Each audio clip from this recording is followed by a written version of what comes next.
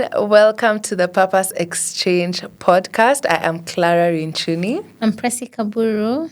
Thank you so much for tuning in today. And without further ado, we'll get right into the episode. Presi, it's been a minute. I know, it's been like 2 weeks. 2 weeks. Yeah. Ulikuwa umeenda mayu. Kwenye UK. But how have you been? I've been really good. Lots of reflecting, lots of spending time with my dog and family. I also traveled a bit up country, but feeling refreshed and good. How have you been? I've been good, but before I share, I want to tap into something that you've said that you are reflecting. Do you mind telling us one thing that you've been reflecting on? There have been so many things, but the one that consistently keeps coming to my mind, especially in the place of prayer, is God is good.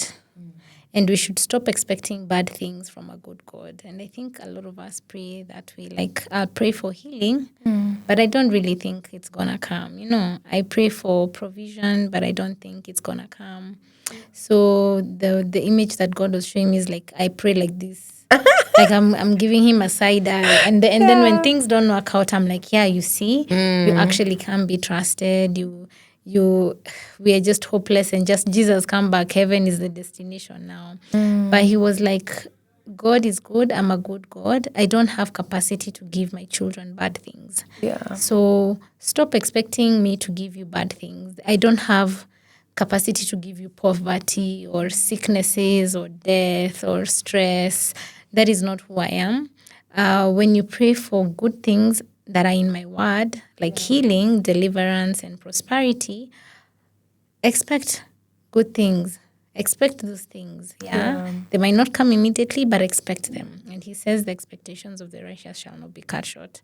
So that just gives me more assurance that when I pray, in fact, this happened when I went on leave, because I thought like I was not going to be able to travel and see the ocean or be at the beach.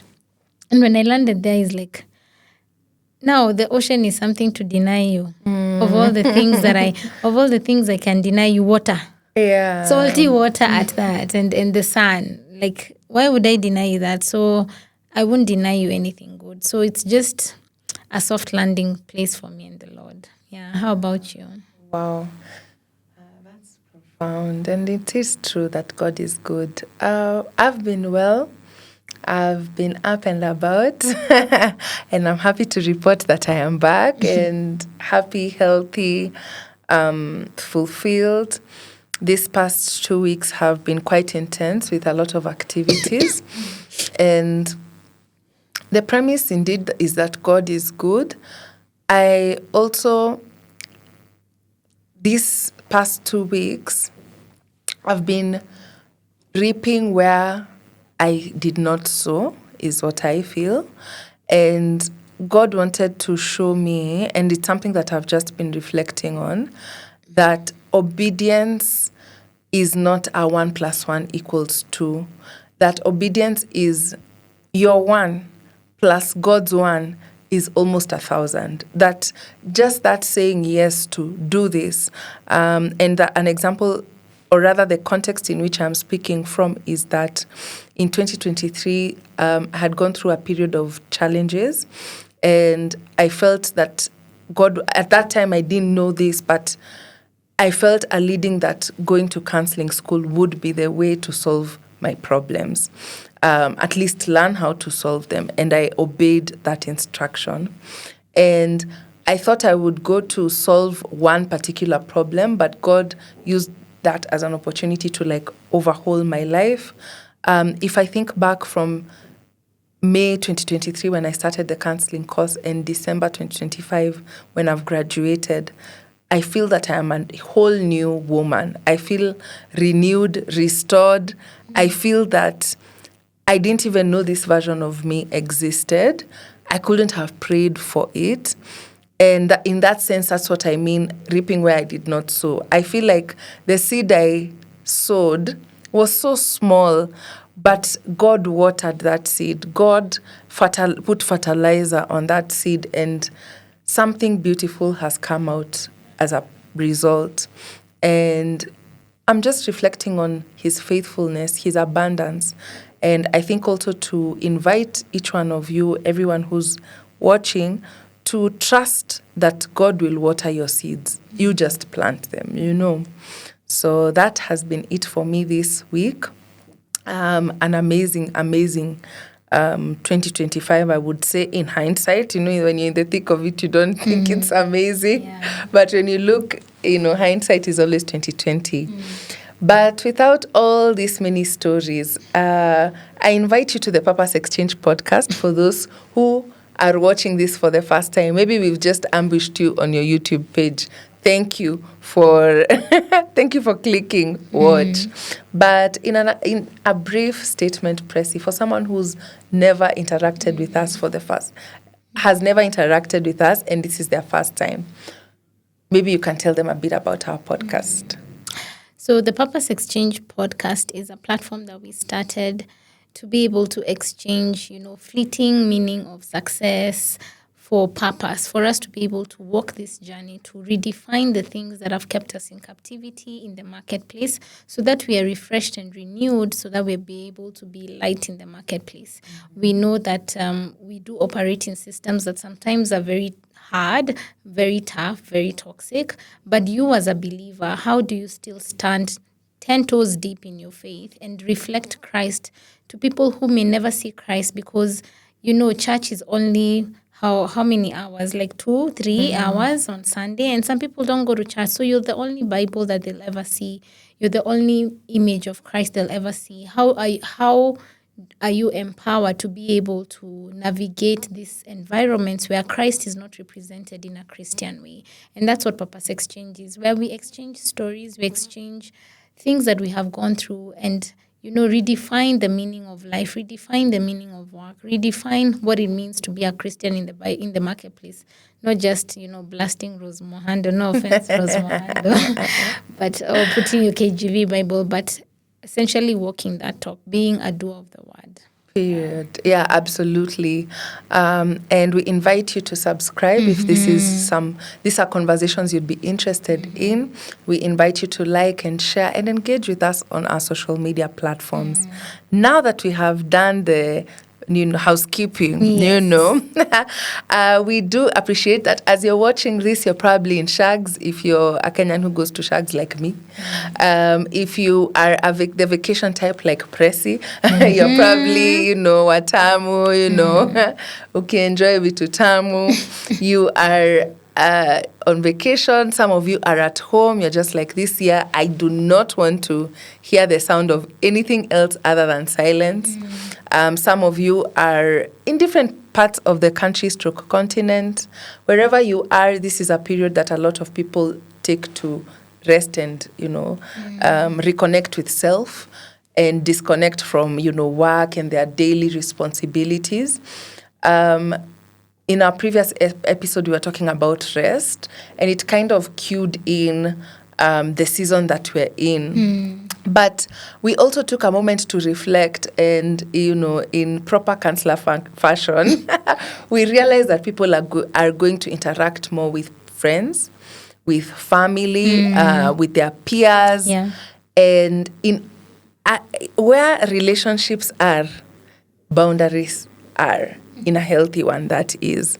And boundaries exist in relationships, and relationships exist also in the context of boundaries, because if we were alone, if we were islands, we would not need boundaries, So today we're going to talk about that, and most of us in our specific contexts. Some of us, I also appreciate, might not be taking leave. You're probably watching this from your office or from your workplace. We will rest for you too. But this also applies to you, because boundaries also apply in the work context. Pressy, how would you describe boundaries? I would say the boundaries, I look at them as like a gate. Yeah.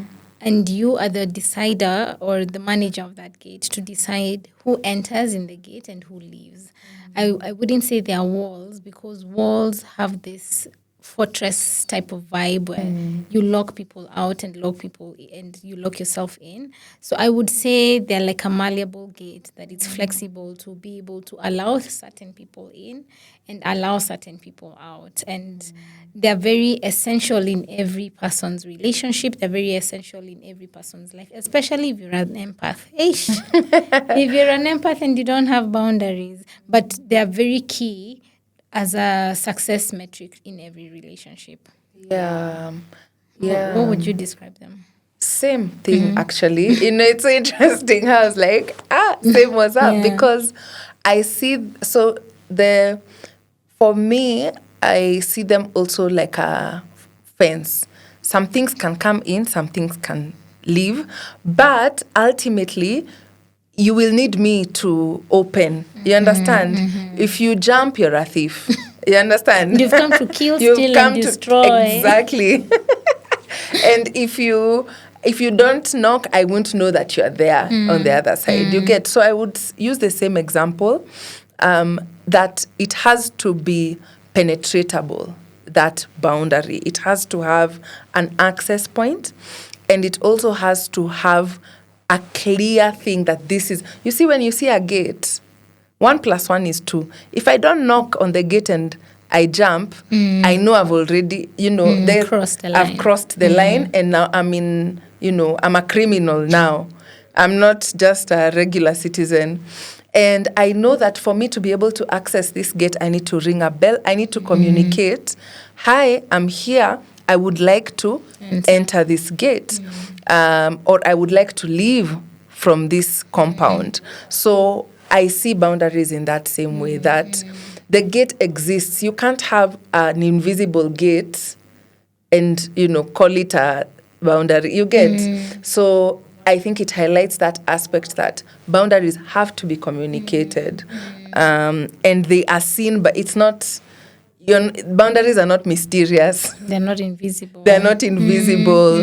They have to be expressed and communicated in a way that honors the person who wants to access the inner part. Never do we see a gate beating a visitor.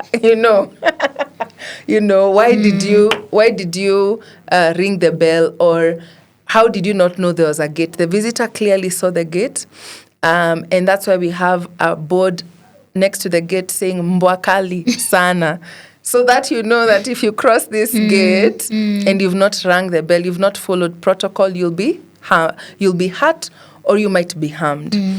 So for me, I have the same definition of boundaries.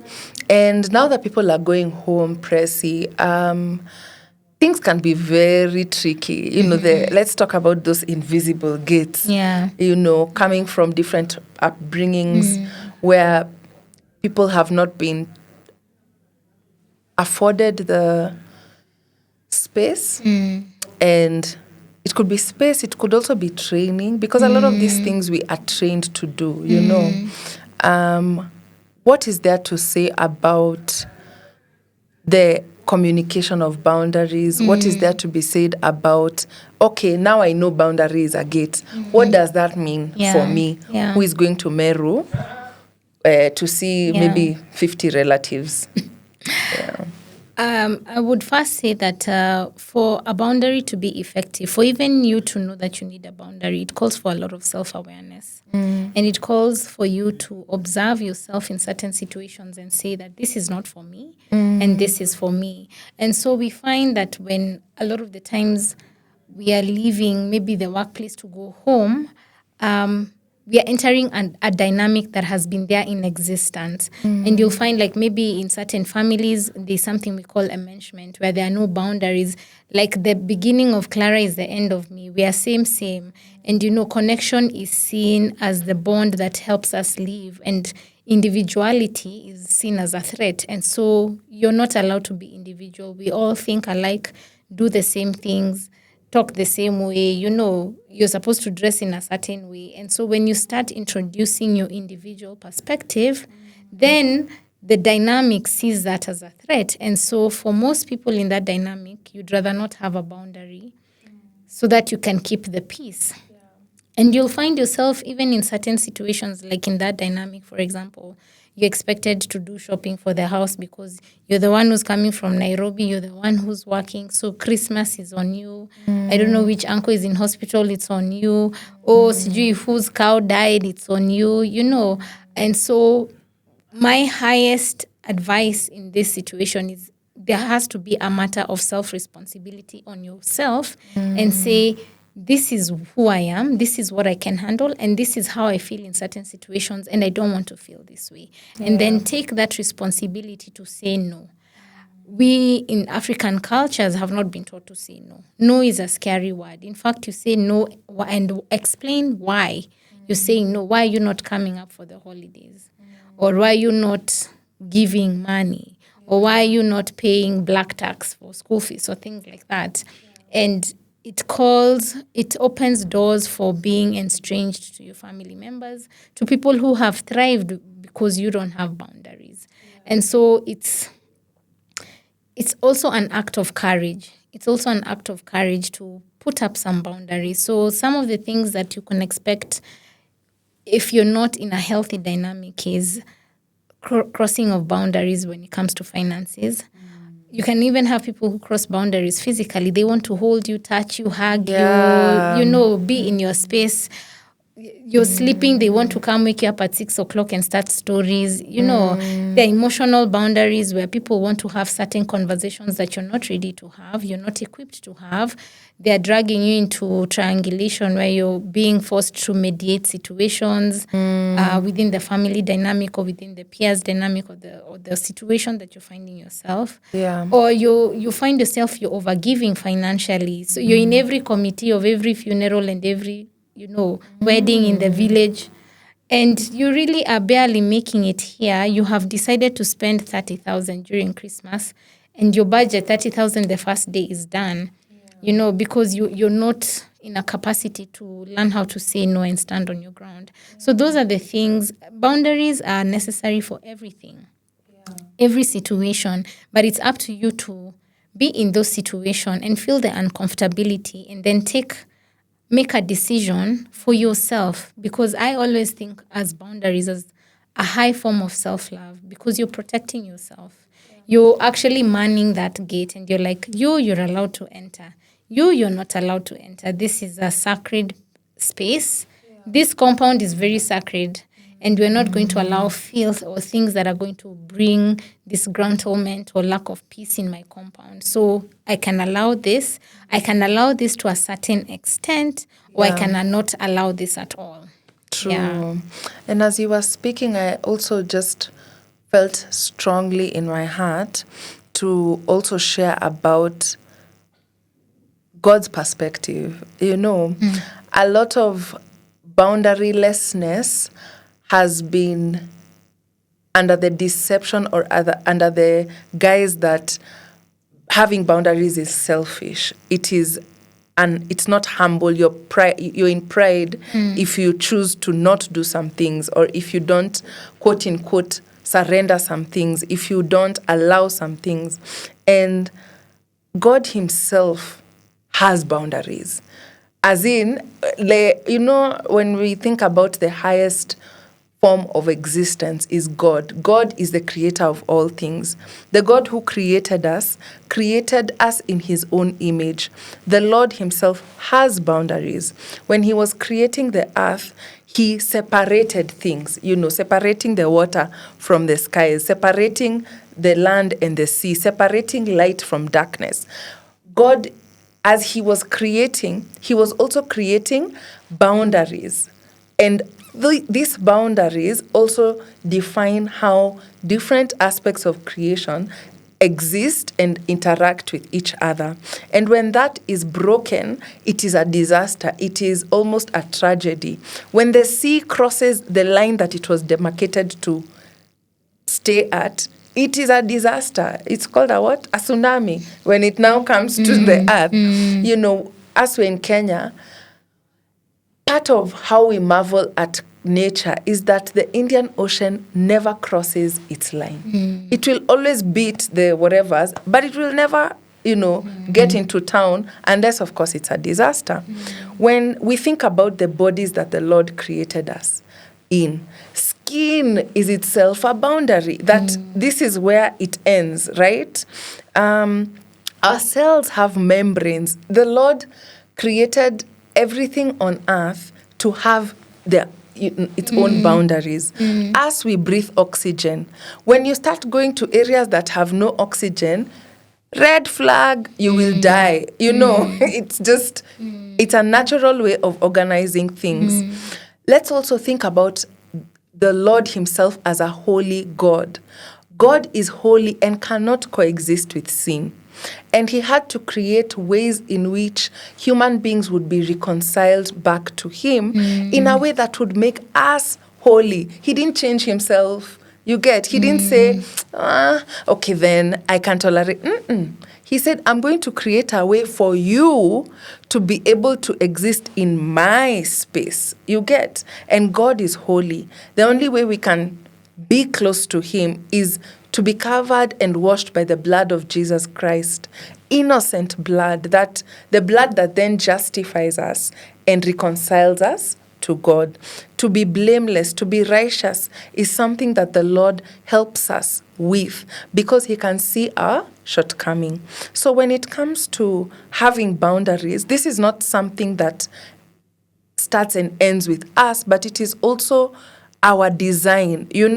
We don't just wake up one day and decide, okay, I'm going to be breathing only hydrogen, or I'm going to be breathing CO2. It's like you were born to breathe, Oxygen. the oxygen. You are born to exhale carbon dioxide. You can't change it, And it's the same way. You cannot change the reality that we must have boundaries as human beings. If you do not have healthy boundaries, you are going to suffer and ultimately die. Diseases, death itself. If you don't have boundaries, people can kill you. Yeah. If you don't have boundaries, you'll get terminal illnesses because of stress and all those things. If you do not have boundaries, you won't be able to take care of the creation that God has given you. So I thought to also share that perspective so that when you're watching all these things that people are saying so that you don't have boundaries, that is malicious. Yeah. It's malicious. Yeah. There's something that you said that I really love, that, God is holy and he didn't lower himself to the level to fit this box just to meet you. He was holy and it's up to you to come. And I think that's such a beautiful analogy, just pointing back to what I've said about self-awareness, because what we see in that situation is that God has standards, and boundaries is about having standards. God has a standard. He has a standard of how he wants us to communicate with him, how we should worship, what he likes. God has things he likes, he doesn't like. And we see that even in the Old Testament. He didn't like people sacrificing their children. He didn't like people touching his ark and his tabernacle. He had a protocol of how he wanted us to relate with him. And he was not going to change. Even you and your good works. Yeah. You and your good works is not enough. Kapale. And yeah, like that. There's a story of the guy where they were walking with the ark and it almost fell, and then he went and grabbed and he died because nani alikwambia ukimbele mbele, I can take care of my ark, I don't need your help, which is very unfortunate because it tells you that even in your good heart, some things God is like, that's not my way. And so I would like to ask you, do you even have standards? Because standardless people accept everything. You're just an open gate. Anybody can enter, come in, defecate in your vineyard, do whatever, steal, destroy, steal your tires, steal your household, whatever they want to do. You must have standards, and it's up to people to come up to that level of your standards if they want to interact with you. So if you don't like being shouted at, don't be there and then come and cry for us and fast and pray and tell us True. Yeah, don't shout at me. And something that I've realized with human beings is that you must condition behavior. I'm a mom of a dog, and so how we train dogs is you condition them, you reward them for good behavior, and you punish, not beating, but you withdraw from bad behavior. You don't reinforce it. But a lot of us reinforce bad behavior. Yeah. So somebody comes, they borrow you money today. because you feel like you're, I don't know, deputy Holy Spirit, you give them, yet you know you don't have. And then you're in a loop of consistently begging. They never return that money. They borrow you some more. You keep giving. And then guess what? You end up bitter and resentful to this person. Yeah. While you could have just said no. Yeah. Like, I have a boundary with my car. I don't give my car. Yeah. I don't lend people my car. Yeah. That is my boundary. And I'm so fortunate I'm never in a position where people ask me for my car because I won't give you my car. Yeah, that is my boundary. Like, yeah, exactly. Because I've seen those situations where you give someone the car, it comes back spoiled. You don't know what happened. They went and carried soil in your car from Django. Sorry, this is now even... Sorry, there's someone who borrowed someone close in my life. They borrowed her car. Imagine, na gari likuwa na fuel. Alirudisha hiyo gari hata kidogo izimike. Yeah, people do that all the time. I'm like, so weird. Because you have to understand the nature of a human being is selfish. We are very selfish creatures. It's the flesh. The flesh doesn't care about anyone or anything else but itself. Yeah. And so I'll take advantage of your kindness. And it's not really advantage. I'm being myself. Yes. I'm being my selfish self. I'll come and take your car that is beautiful with fuel. I'll go and do my things. And I return it because I know even though I return it without fuel, next week I'll still come, and take it. I love it. And so I am benefiting. Why should I have to change myself? You who has the car, you're meeting me without the car. But you're not making me meet you to your standard. You're meeting my standard, which my standard is whatever. I'll treat you the way that I want. On that note, let's also talk about consequences and how the lack of... Because I've just, as you're sharing that, I was like, I've remembered something. Because we learn, as you're talking about the dog training Saint. Hi, Saint Kinothia. Baby. You are talking and you see... Kenothia is facing the consequences of his misbehavior or good behavior.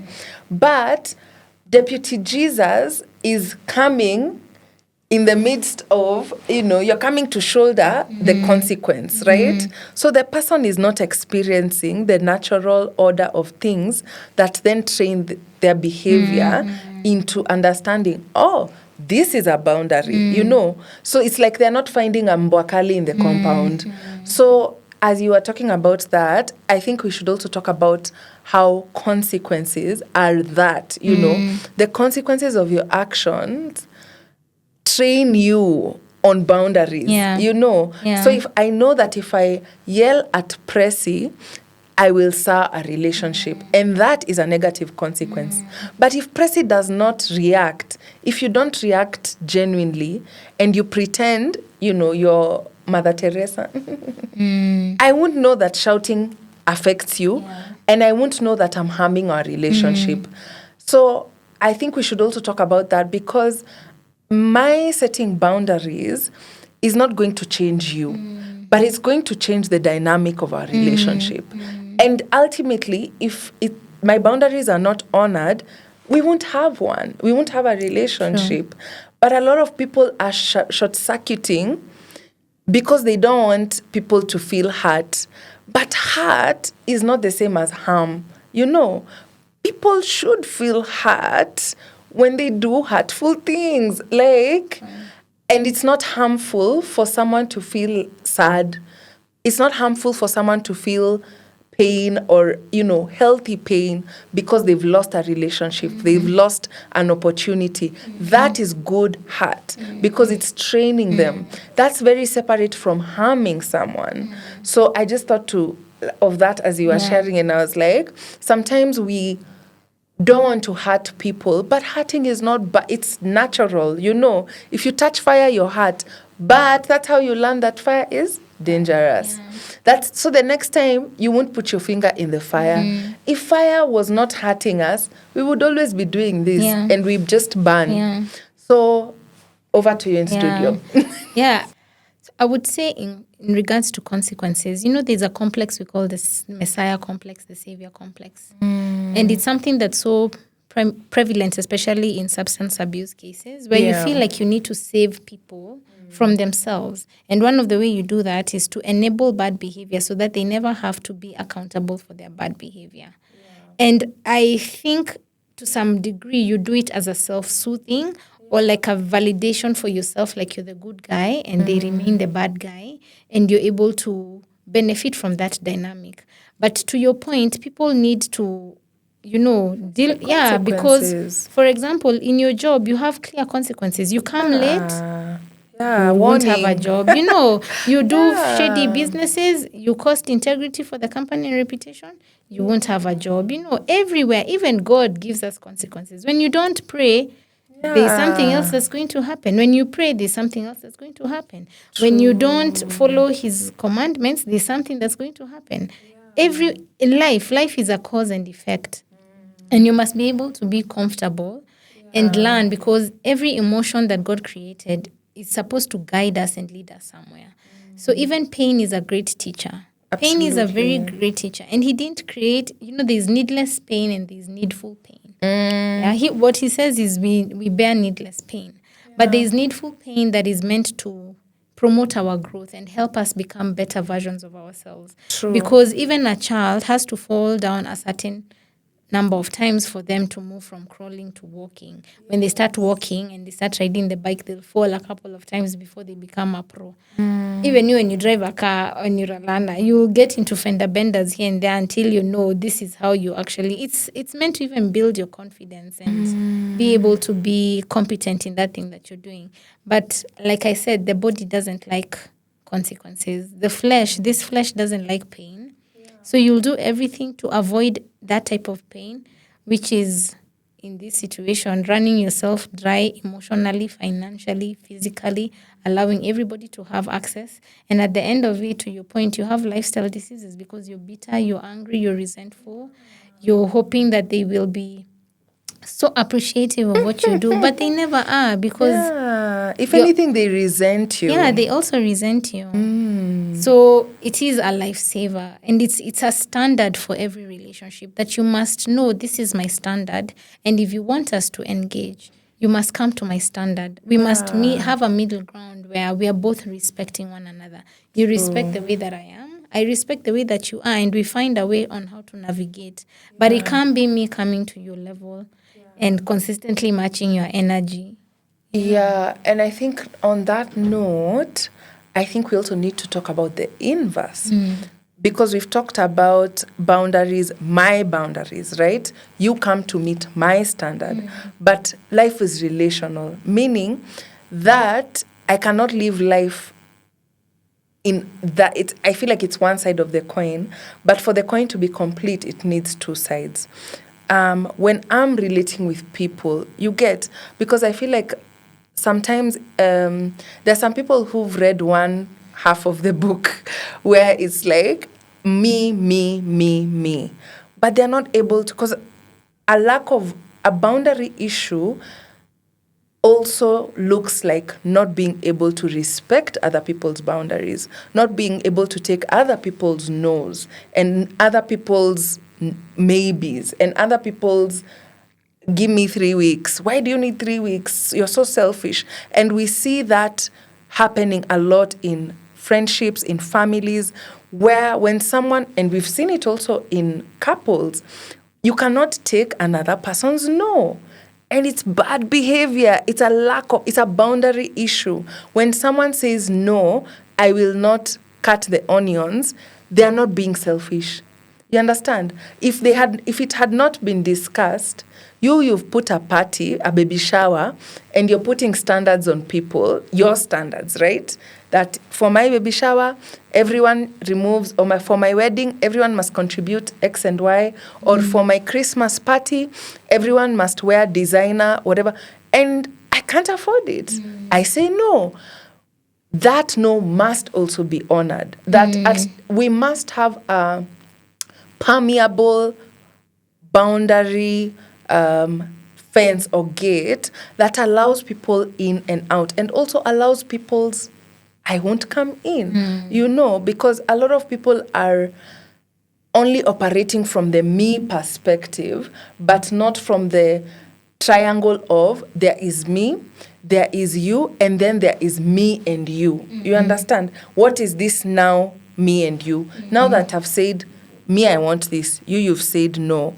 what is this new reality that we create where I honor your no, you honor my desires, and we find a way to meet those needs. What do you have to say about that? I really love that. And to even go a step deeper, I think even before you start having boundaries with other people, it starts with you. And the reason why most people don't have good boundaries or secure boundaries or healthy boundaries is because they don't have boundaries with themselves. One of the biggest indicator you don't have boundaries with yourself is, let's even look, for example, you don't keep your word to yourself. You have been saying this whole year you'll start a business. You've never started a business. Or you'll start going to the gym. You don't start a gym. You don't do that. We don't keep, but we expect other people to honor their word. And so the things we don't do to ourselves or with ourselves, with our own relationships with selves, we cannot expect other people to meet that expectation. And so, and that's why I said self-awareness is so important, because we are trying to fix our traumas and our wounds with other people. The reason most people don't have boundaries, even with other people, beyond not having boundaries with yourself, is because the things you don't change, there's something you're benefiting from them. You choose. Yeah. If you're not able to say no giving money, ask yourself why. Because there's something you're benefiting from that. Maybe you could be those people who are going to the village and like, chafua meza, governor, mkubwa. And internally, chairman. And internally, what you're getting is validation. It makes you feel good. It boosts your ego. And that's why you never say no. Or you don't want to be the bad person. In this narrative where if you're dealing, let's say, for example, with someone who's a substance abuse user, you don't want to be the bad guy. You want to be the holy one, and they want to, and you want to come and say, me, I've done everything that I could. Yeah, me, I've done it.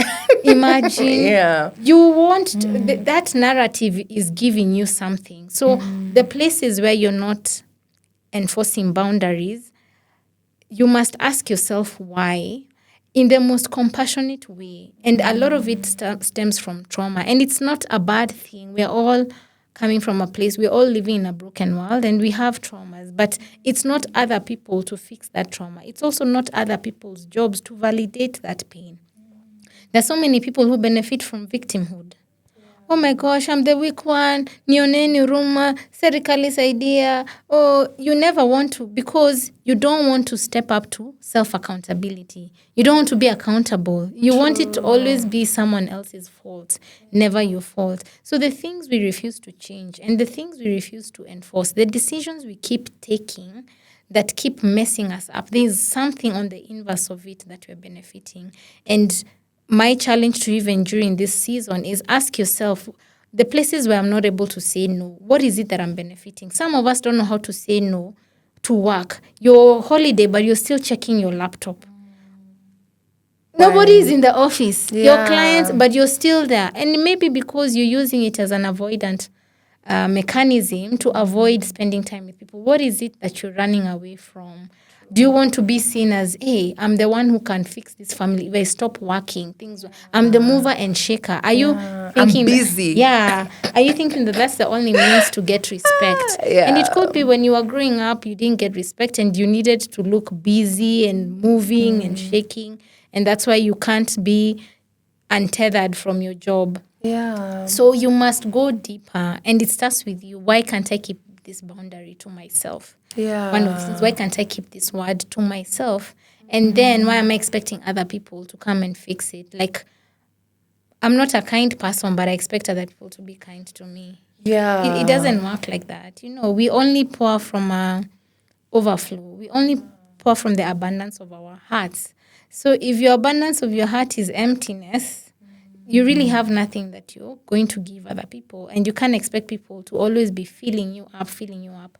Because one day they'll get tired. What will happen to you, Clara? You die. Yeah. And I also would like to now take a step forward in that if you are struggling with, now you've asked yourself that question and you realize you're the problem. You are maybe unkind, you don't have good boundaries. Dare I say that you can't give yourself what you don't have. If you are not kind, you cannot generate kindness. If you could, you would have. If you are not good, you cannot generate goodness. If you are not happy, you cannot generate happiness. You get what I mean? So you must draw from a source that is different from you and from a source that has that which you need. And that is where God comes in. He's at the gate of your heart. And all this reckoning, if you're watching this video and you're like, wow, the spotlight is on me, or the spotlight, first of all, if you're watching this video and you think the spotlight is on X and Y, You're the problem. It is you. It's I'm not so them, it's sorry. you. The call is And we coming say from that inside. with a lot of love. But ni wewe. We love. I'm like, if you're watching this video and instead of looking inward, you are thinking, press C. Anakuanga na shida ya X. Yeah. The call is coming from inside the house. So if you see that, okay, I'm struggling to have financial boundaries, that I know this year kuna party, wamepanga kununua mbuzi, lakini I know for sure no one has the money for mbuzi and they'll come and ask me, Lord, why can't I say no? Why am I finding myself preparing to be ambushed, preparing to be violated? That is a better reality than a reality of saying no to, for instance, my relatives. Please have that conversation with the Lord, because the Lord is the one who created boundaries. Yeye anajua. He knows better than you do that you don't have boundaries. Yeah. And it hurts him more than it hurts you to see his child being violated. It hurts him to see you sad and cry. Do you know all those times you're crying in the toilet and you're crying at night? All those times as a guy, you're going binge drinking to cope with the hardships of home. Do you know who's watching you? The Lord. And he's not watching you with judgment. He's watching you with pain. You're his child. He's watching his child being violated left, right, and center. And he's wondering, when will my child come to me so that I can equip him and or her with the skills, with the awareness, with the wisdom, with the revelation that will help him start drawing up boundaries. The Lord rebuilt the walls of the Nehemiah rebuilt Jerusalem. Brick by brick. That work was done. The Lord helped rebuild us through Christ, brick by brick, not even brick by brick, drop by drop. The blood of Christ was shed for us. So he's given us everything that pertains to life and godliness. Boundaries are included in that. He is waiting to teach you his ways. All you have to do, as Pressy was saying, is come back to yourself. Have that conversation. Why am I not kind? Why am I not able to say no? And I'm on Fuliza. You're Fulizaing so that another person can have money to buy a new dress. And it's not that they're naked, but you're not able to do that. Please, please, please reach out to your God, because he knows you know, and he knows that you know. Munaangaliana. So please, speak up. Jitete this year. Give yourself a Christmas present and ask God to teach you step by step how to set boundaries and effect those boundaries with love. Because ultimately, the Lord wants your boundaries to help you relate better, not to isolate you.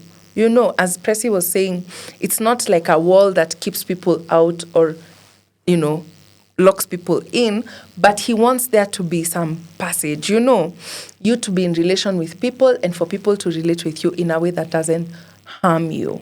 So that's what I was just thinking about as you were sharing, because sometimes it's like, okay, I've had that conversation with myself, na niko kweli, mimi ni mtu, niko na roho chafu, nianze kuisafisha aje, and it's dark. There's no light in the room. There's a lot of hope and there's a lot of light, and that's the beauty of being in Christ. There's something David says, that I was formed in my mother's womb. I was shaped in iniquity. We must understand that we were born in iniquity. Iniquity here, not saying that you were born murdering day one, like you were born in a broken system. And there's a way this system, this world shapes you. It's a sinful world, and it shapes you to survive. It forms habits in you that teach your body, this is how the world is, and this is how I need to move in this world to survive. Yeah. And what I love about God is that he's never judgmental. Our Father is so compassionate. So he knows that, Pressy, you've had to be angry because you thought this is how you need to move in life. Pressy, you've been a people pleaser because you're so scared of saying no because you have abandonment issues. You're so scared of being rejected. You feel like this is the only circle of friends you could ever have, and you've worked so hard to get them, and you're so scared of saying no to them.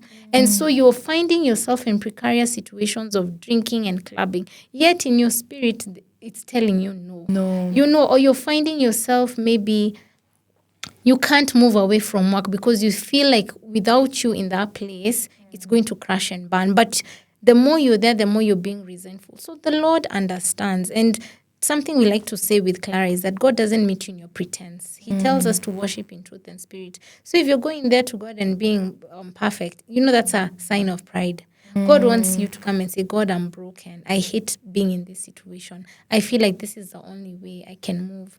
And the Lord is willing to build you. He says we are his field, where he's building. He's willing to prune off those things that don't glorify him. It might be painful, sikudanganyi, premium tears loading, but they're so worth it because it's peeling layers that don't. It's peeling like dead layers of an onion. Like a cabbage, those dirty layers to see the beauty of the cabbage that is good and edible. I didn't have any other example. It's lunchtime, I'm hungry. Yeah, but it's a good example. And he's willing to work on you because there's something that I learned this weekend. There are a few things that make the Lord happy. Faith. Few. Yeah. It's like written in the Bible. It's impossible to please the Lord without faith. Yeah, okay. Have an open I'm mind. hearing. I'm sorry, I'm listening. Yeah. You've already said judging. I'm listening. Yeah. There are certain things, let me not say few, but there are certain things that the Bible says the Lord takes delight in. One of them, the things that please him, is having faith. Another is the prosperity of his servants. The Lord delights in the prosperity of his servants. So to your point, he's not there being like, yes, kula iyo. Yeah, you're drinking and you don't have money. I'm very happy. Learn your lesson next time. He doesn't feel that way. He wants, every time you're broke, the Lord is not happy. Every time you're bending yourself and concocting and contouring to fit boxes that you should not be in, he's not happy. When you're there, so stressed trying to uplift everybody, but you're running on empty. And this is a message to the therapist. He's not happy. When you're being a therapist to everybody and you're burnt out, the Lord does not delight in that. He delights in the prosperity of his servants. So it's important. It's important for you to ensure that you're growing in these boundaries. It's a skill that you learn. Yeah, it's not something that you're born perfect. I have boundaries. It's you find yourself in situations and they force you to enforce a boundary. So be committed to the journey of growing because the more you're growing, the more your standards are growing and the more you're leveling up even with your boundaries. True. Maybe before we wrap, we can do a role play. So that the person who's sometimes you can talk. Yeah, not even that. To collab. Now, sometimes, welcome to the lab. Having a session and the client is like, yeah, but what does that look like? So let's create a scenario where, do you have a scenario top of mind? Tracy, do you have a scenario top of mind? Let's talk about family dynamics. Family dynamics. The same one for Mbuzi. Okay, sawa. So there's a bash. Today is the 17th. Hey, nyinyi mko on. Sorry, nilikuwa because kuna bash na Tracy ndiye anabaia mbuzi. Kuna bash. Exactly, So maybe leo ni 17th.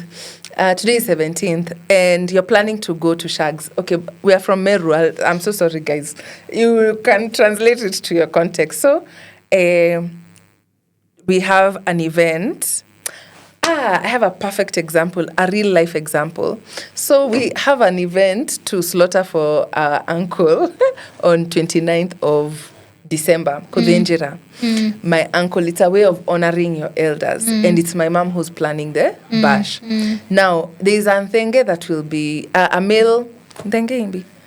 Male goat. Okay, a male goat that will be slaughtered on that day. Now, this is a real thing that will happen, but I want to change the facts. Now, imagine that I am your mom, Pressy, and you are Clara. Or no, I'm your mom and you are X and Y. And this is a bash that I've told you will exist, and I'm telling you, make sure you're at home, da-da-da. But now on the 17th, I tell you, hiya, by the way, Pressy, you know you're the one who's going to buy the goat, but it's my event. I'm the one who organized it. I'm the one who's honoring my own brother. But I tell you to buy the goat. I tell you to make sure that you send me 100K so that I'm able to do all the preparations. Today is 17th. The event is in around 12 days. Go. So let's do... And Pressy, I'm your mother. Yeah. So let's do a toxic situation And a healthy one. Okay. Yeah, where you gaslight me. I'll tell you the healthy.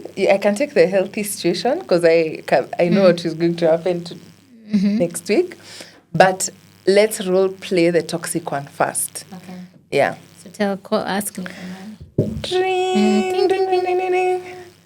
Speak. Hi, Mom. Hi, my sweetheart, my lovely daughter, my everything, my beginning and my end. How are you? I'm good, Mom. How are you? I'm good. Pressy, you know you're my next of kin. You know without you, hata singekuwa napumua. I put you on speaker. You know singekuwa napumua. So, Mom, how is my next of kin doing? Mom, I'm good. Just working, busy, but I'm good. But you're never busy for your mother, sindio? No, not so much. Yeah, si unajua hii Kristo, we should always honor our parents. Tebo? Yes, Mom. So sasa, si unajua we have an event, hiyo ya kudhinja, sindio? Okay, you're planning to come, sindio? Yeah, I'll try my best. Nikipata leave. Ai, kwani wanaweza kunyima leave? Yeah, you know we have a new boss and now there are new projects that were not there. So it's nimeuliza. I'm still waiting for them to say yes. Hata si wasiposema yes, si utaweza gonjeka. Sin Mom, lakini tuko wa Kristo. Ai, unajua hata Yesu anaweza elewa ai mambo kwani. Mom, nitakwambia, I'm trying my best. Nimewaomba Okay, sawa. So now, as we prepare, maybe you can send me a small 100K. Nikwe naanza, mamipango. Do you know this is so important to me? This is someone who has played a big role in my life. Na pia, juu ya hiyo mipango ya 100 yenye utatuma leo, I'll need to buy a goat. You'll need to buy me a goat. Hiyo ndhenge enye tulikuwa tunasemea. Sasa sijui hiyo utatuma lini, lakini saa hii enye tunahitaji saa hii na niko kwa soko hapa nje. Quickly. Hiyo 100. Hata ikishindwa kutuma once, unaweza tuma 50 kwa hii namba na 50 kwa namba ya babako. Yeah. Mom, this time round sioni kama nitaweza. What I can send is 5,000. Ati? Aki mama, sina 100,000 ya kuchinja. Nkirote. Stop. Sasa mom, you can't be angry. Sasa sina, tutafanya aje? Sina. Nkirote 5,000 itafanya nini? Lakini mom, kwani hakuna wengine wanaweza changia? No, but you're my next of kin and I'm your mother. But we are 7 children in this family. Mom. Click. Nimekata.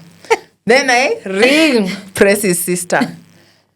Guy, mimi Pressy anataka kuniua. It's so interesting. I was already feeling the pressure in my stomach. And you see Pressy amesema nitakufa. Yeah. Pressy amesema mimi ni mama mbaya. Ebu talk to your sister.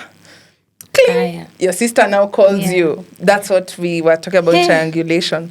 But just a simulation. Yeah. And then maybe Pressy, because it's a dynamic and she, all that guilt tripping, you decide to do... Yeah, I'll have to fuliza Tala, au wengine wanaitwaje, Zenka. Yeah. All of Safaricom them. Shwari, Yeah. M-Shwari. Yeah, all of them. People will enjoy, but when I'll go to that party, first I'm stressed. I'm thinking how I'm going to pay back this rent. I'm hating the fact that I know you've gaslit me, that you're telling me next of kin and all those things. You've put me in a compromising situation that I'll probably take a long time to recover from. And it's interesting that even in that dynamic, when you don't respect, now I start finding myself overcompensating by over-explaining why and why not. And, and the more I'm speaking, the more you're also getting information to gaslight me back with, because the no is not enough. And now your mother is crying, she's in hospital. By the imagine what I hosi. She's called the pastor, the chief, the MCA. Yeah. Sometimes you have to be like, imagine tutaomba nisaka amelala hosi. Yeah. But if I have 5K, I have 5K. And a loving mother, to me, would understand it's okay, my daughter. You know what? Let's see what else we can do. When are you coming? I hope that you're going to get some rest. And it's okay, don't stress yourself. And me, as Nkiro, I would be like, let me see what I can get. But you see, what I'm trying to do is I have the awareness that it's my own effort. I've not been trapped. True. Yeah. And so I'll be like, okay, I think I can get my savings and then see how I can recover them. Yeah. So let's do. And by virtue of it being an event, it is not a family. You understand? It is. There's so many other people. Yeah. Why is children not changiang? You've decided to do something for someone. I cannot guilt Pressy into now coming and taking that responsibility. I was not even part of that decision. Yeah. So interesting dynamic, and in that scenario, I can definitely see how someone can start feeling scared. Yeah. Feeling like you need to, this is your mom, you don't want to disappoint her. She's in the marketplace. Now she's sick in the hospital. Now your sister has also started calling you. Oh, your dad, Yeah. But you must be like firm and be like, I'm willing for them to call me the black sheep. I don't care. But at the end of the day, let them say I'm selfish. Let them say this. It's a risk. By the way, boundaries are a risk. But the more you do it, the more people will be like, huyu hata usimpigie. Yeah. Huyu anakuanga hivyo. But at the end of the day, it is you're maintaining my virtues and I'm not going to try and bend. It's you guys to come and be like, yeah, actually, we need to give her like prior information, like 3 months to jipanga if we want her in this mix. True. Then I'll be flexible to be like, I can work with her, but don't ambush me and start telling me 100,000. Yeah. Do I have a tree? I know. Yeah. So let's do a healthy one. A healthy situation, and it's actually something I've seen modeled, that my mom modeled for me during this thing that she's doing for her brother, because the brother kind of raised her, is at some point in the year, around March, April, do you know this is when she got the desire? And she's like, I'll put aside 100 and something thousand so that we can have an event in December. Do you guys agree? I was like, yeah, I mean, do your thing. And I hadn't seen your Kudhinjira close to home, at least when I was aware. And she asked, because we were seated as a family, and everyone was like, yeah, that's a great idea. How would you like us to support you? She's like, don't worry. Right now, I just want us to agree. We agreed. She went and talked to her sisters, people who are relevant, to get permission. Like, I want to do an event for this person. Do you guys agree?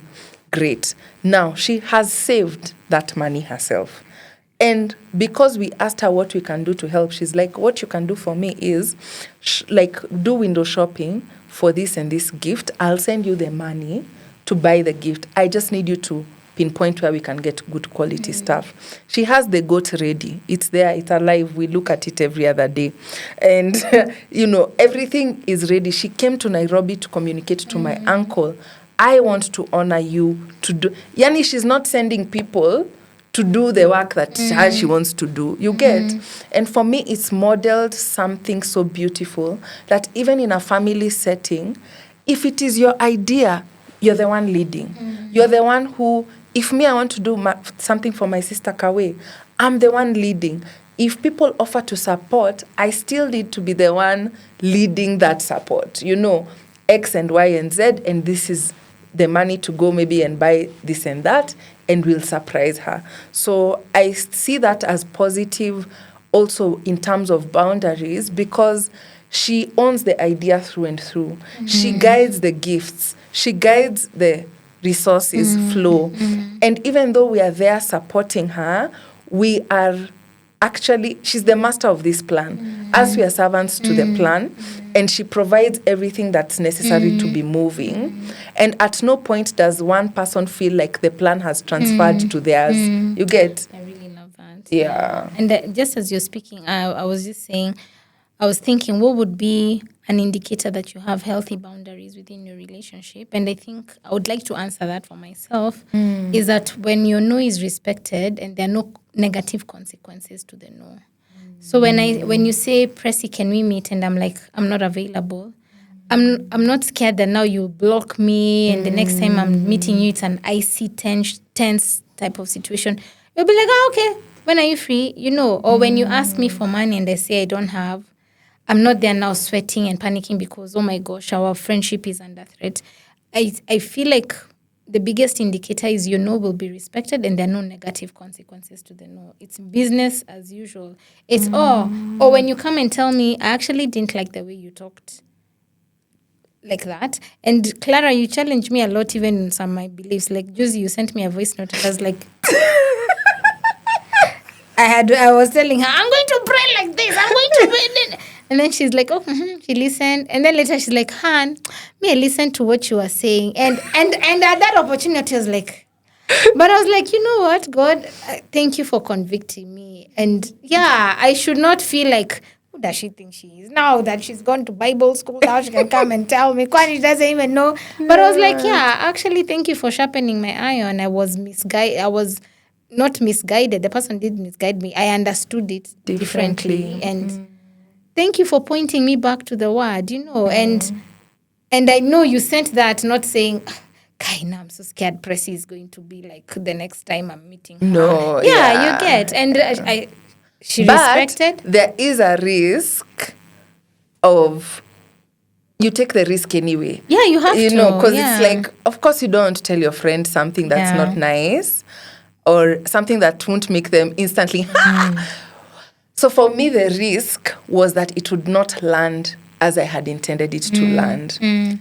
But I was willing to take the risk anyway because otherwise, what are we doing? No, it landed because I was like, where is the intention of this coming from? It's coming from a good place to correct me and steer me in the right direction.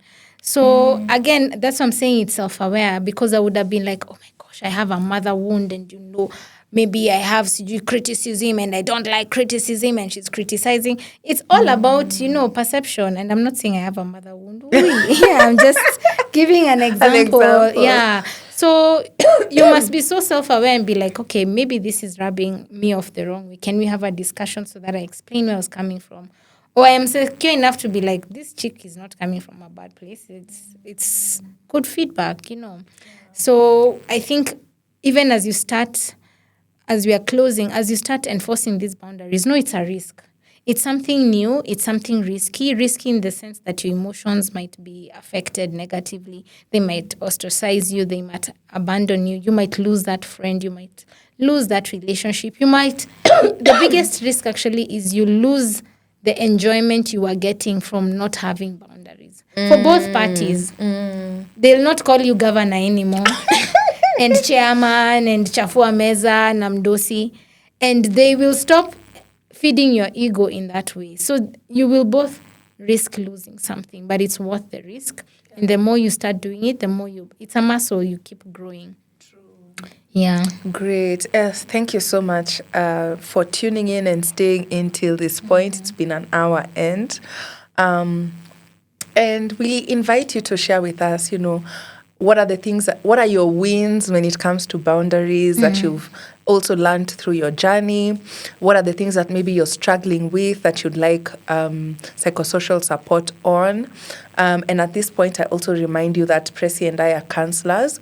So if you do need support, one-on-one support, please reach out to us and we'll put our contacts in the description so that you can send us an email and we will respond. We don't use bots, so one of us will respond and we can take the conversation from there. But thank you so much for tuning in. Please like, subscribe, share this with your loved ones, and have a lovely holiday season. Any parting shot, Pressy?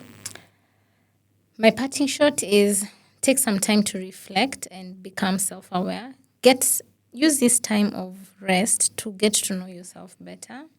Don't be scared to go deep and find that ugly thing that you've been running away, and then take it to the Lord.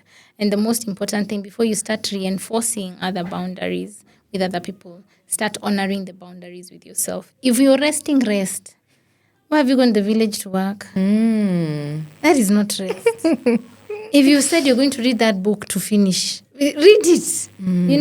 Honor your word. The first thing is start having boundaries with yourself, because now you'll be more confident and more elevated, even in your mind, to be able to enforce the boundaries of other people confidently, because you've already started. You have a landing point of, I can do this with myself. True. Yeah, and the Lord is very compassionate. Go to him and be like, I'm in this messy place, please help me. He loves you so much, and he wants to see you prosper, your soul prosper, your health prosper, your relationships prosper, your money prosper.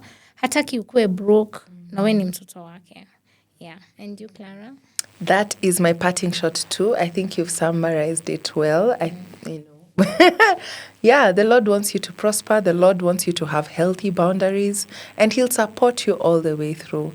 So please enjoy a good time with your family, with yourself, with nature, with God during this restful season. Have a lovely close to 2025, and we hope to see you happy and healthy in 2026. Bye. Bye.